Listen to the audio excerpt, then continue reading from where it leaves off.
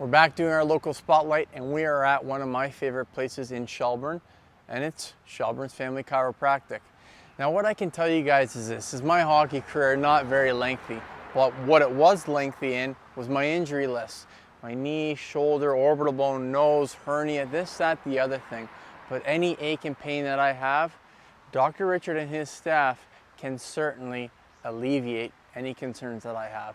Let's go in, talk to the staff, and find out what this place is all about.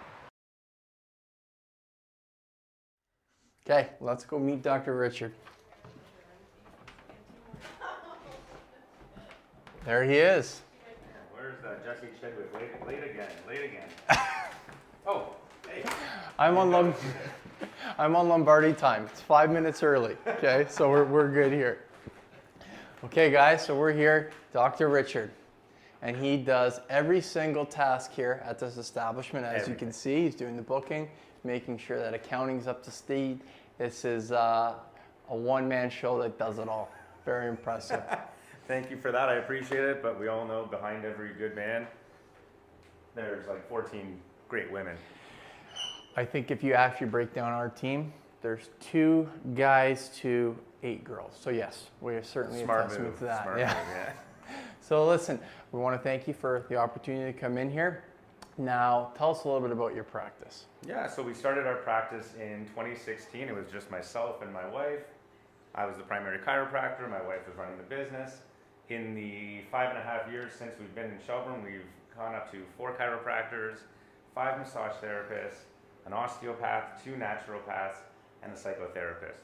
So it's grown quite crazy. So we've seen some growth, which might lead to some additional square footage, I'm assuming? We're thinking about it. We're definitely thinking about it. This place, it's beautiful. We love it, but we are definitely outgrowing it, yeah. Yes, okay. No more real estate pitches. But in terms of location, you're right on Main Street. Yeah.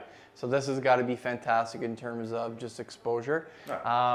Now, in terms of the clients, where is the majority of people coming from? Are they coming from in town or outskirts as well? Yeah, so the most of the clients are actually coming from the new subdivision. So everyone that's moving up from the city, starting to recognize that the commute back to the city to go for their treatments is just not feasible. So, they'll come up from Brampton, Mississauga, and they'll go back and forth to their practitioners, and then eventually they come in here, they see this beautiful face, and they're sold. They're never going back. So they come, they meet you, Yeah. get to meet your staff, everybody's fantastic. And what days do you typically do open mic night for your comedy routine? Is that in the works? Oh man, 7 in the morning. And if you're here after 8 o'clock at night, all bets are off. All bets are off. So I think you're starting to see here, this man keeps them in the door, they don't go anywhere else, and it's a 5-star treatment. Now, what got you into this business? So when I was younger, believe it or not, when I was younger, I was an accomplished hockey player as well. Yeah, I could see that. Not quite at the level of Jesse Chidwick or any other muskies, but I did take a hit, and I did actually do some damage to my shoulder. Woke up one day and I just could not turn my neck. I was crying to my girlfriend. I was crying to my mom. They were just like, "Shut up, go see somebody about it." So I went to my doctor, and he referred me to the chiropractor. So I went to the chiropractor 2 sessions later, and I was all fixed up. And I figured, you know what, this is something that could work for me. Unfortunately, not the sharpest tool in the shed in high school, and the grades just weren't that great, so I pursued a business degree. Okay. And I always knew it wasn't for me. One day, I think I was 26 years old, and I was just running on the treadmill, and I was like, I'm going for it. So I went back to school, enrolled in Western, got into CMCC, and at 35 years old, became a chiropractor. Okay, so you went to Western, Gold Mustangs. Yeah. How was your time in London? Oh my God, it was good. Jack, Sparking Frog, oh man.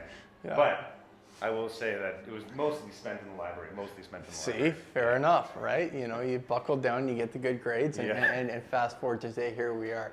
Now, you talked about the Muskies. Yeah. Big community guy. Yeah. So talk a little bit about what you guys do for the community here and how that's kind of worked out business-wise. Yeah, so from a small town standpoint, it's so vital to get involved in the community as much as possible.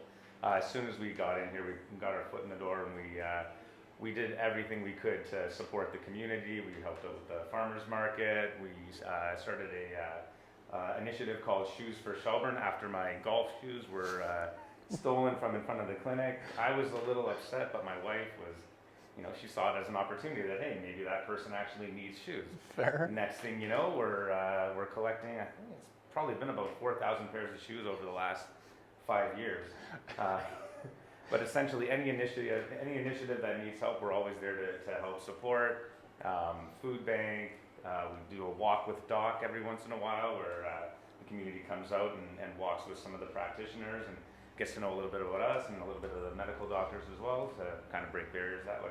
Well, that's awesome. And now, as from the Muskie standpoint, I've come out of retirement thanks to him. Thank God. Body thank is God. just riddled, but nonetheless, he's made the adjustments for me to lace the skates back up.